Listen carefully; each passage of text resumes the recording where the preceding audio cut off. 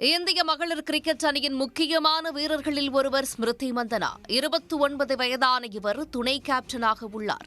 சமீபத்தில் நடந்த உலகக்கோப்பை தொடரில் ஒரு சதம், 2 அரை சதம் உட்பட 434 ரன்கள் குவித்திருந்தார். இந்திய அணி உலகக்கோப்பையை வெல்ல முக்கிய காரணமாகவும் இவர் இருந்தார். உலகக்கோப்பை வெற்றியை தொடர்ந்து ஒட்டுமொத்த மகளிர் கிரிக்கெட் அணியும் மீடியா வெளிச்சத்தில் இருந்து வந்தது. அதிலும் குறிப்பாக ஸ்மிருதி மந்தனாவின் பெயர் சற்று கூடுதலாகவே மீடியாக்களில் அடிபட்டது. காரணம் அவரின் திருமண அறிவிப்பு.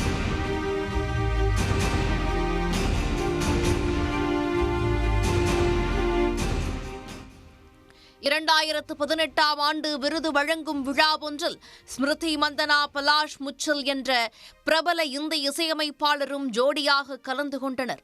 அப்போது அவர்களுக்குள் பழக்கம் ஏற்பட்டிருக்கிறது.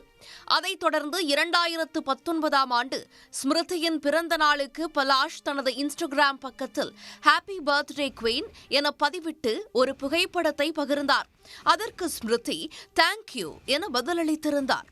அதே ஆண்டு பலாஷின் பிறந்த நாளுக்கு ஸ்மிருதி அவரை டியர் ஃபேவரட் ஹியூமன் என்று குறிப்பிட்டு வாழ்த்தியிருந்தார்.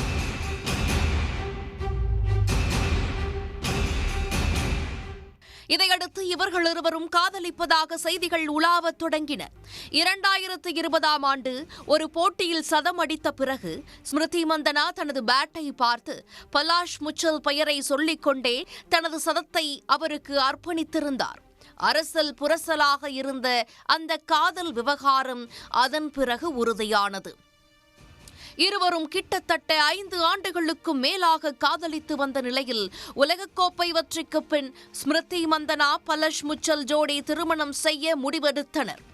இதற்கான ஏற்பாடுகளை இரு குடும்பத்தினரும் செய்து வந்தனர். இந்திய அணி உலகக்கோப்பையை வென்ற மைதானத்தில் வைத்து ஸ்மிருதி மந்தனாவுக்கு மோதிரம் அணிவித்தார் பலாஷ் முச்சல். நவம்பர் 23ஆம் தேதி ஸ்மிருதி மந்தனா, பலாஷ் முச்சலின் திருமணத்திற்கு நாள் குறிக்கப்பட்டது. திருமணத்திற்கு முதல் நாள் இரவு வரை ஸ்மிருதி மந்தனா கொண்டாட்டங்களை தனது இன்ஸ்டாகிராம் பக்கத்தில் பதிவேற்றம் செய்து வந்தார். இந்த நிலையில் திடீரென ஸ்மிருதி மந்தனா, பலாஷ் முச்சல் திருமணம் ஒத்திவைக்கப்படுவதாக அறிவிக்கப்பட்டது. ஸ்மிருதி மந்தனாவின் தந்தைக்கு மாரடைப்பு ஏற்பட்டதால் திருமணம் ஒத்திவைக்கப்படுவதாக சொல்லப்பட்டது. இதனிடையே பலாஷ் முச்சல் தொடர்பாக சில சாட்டுகள் இணையத்தில் லீக் ஆயின. பலாஷ் முச்சல் வேறு ஒரு பெண்ணுடன் தொடர்பில் இருந்ததால் ஸ்மிருதி மந்தனா திருமணத்தை நிறுத்திவிட்டதாக சொல்லப்பட்டது. அதற்கேற்ப திருமண புகைப்படங்களை ஸ்மிருதி இன்ஸ்டாகிராமில் இருந்து நீக்கியிருந்தார். அதேபோல் பலாஷ் முச்சலை இன்ஸ்டாகிராமில் பின்தொடர்வதையும் நிறுத்தினார். இதனால் பல்வேறு கேள்விகள் எழுந்தன. இந்த நிலையில் ஸ்மிருதி மந்தனா தனது திருமணம் ரத்து செய்யப்படுவதாக சமூக வலைதளத்தில் நீளமான விளக்கத்தை வெளியிட்டிருந்தார். அந்த பதிவில் கடந்த சில வாரங்களாக என் தனிப்பட்ட வாழ்க்கை குறித்து பல யூகங்களும் வதந்திகளும் பரவி வருகின்றன. நான் சாதாரணமாக என் தனிப்பட்ட விஷயங்களை பொதுவில் பேசுவதில்லை.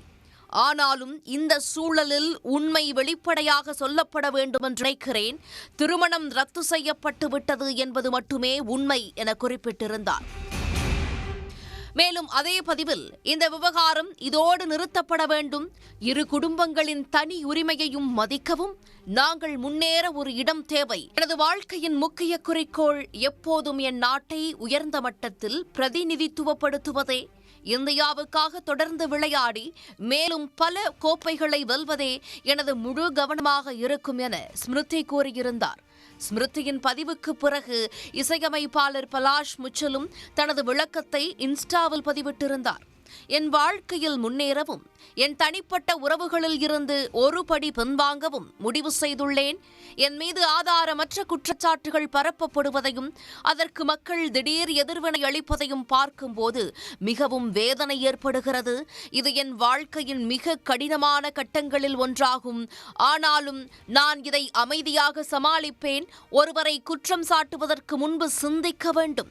நம் வார்த்தைகள் மற்றவர்களை காயப்படுத்தலாம். தற்போது என்னை பற்றிய பொய்யான செய்திகள், அவதூறான உள்ளடக்கங்களை பரப்புபவர்களுக்கு எனது குழு சட்ட ரீதியான நடவடிக்கை எடுக்க உள்ளது. இந்த கடினமான நேரத்தில் என்னை ஆதரித்த அனைவருக்கும் நன்றி என அந்த பதிவில் குறிப்பிட்டிருந்தார்.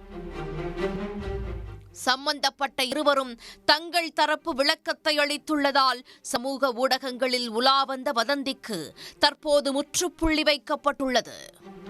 உடனுக்குடன் செய்திகளை தெரிந்து கொள்ள சன் நியூஸ் பெல் ஐகானை கிளிக் பண்ணுங்க.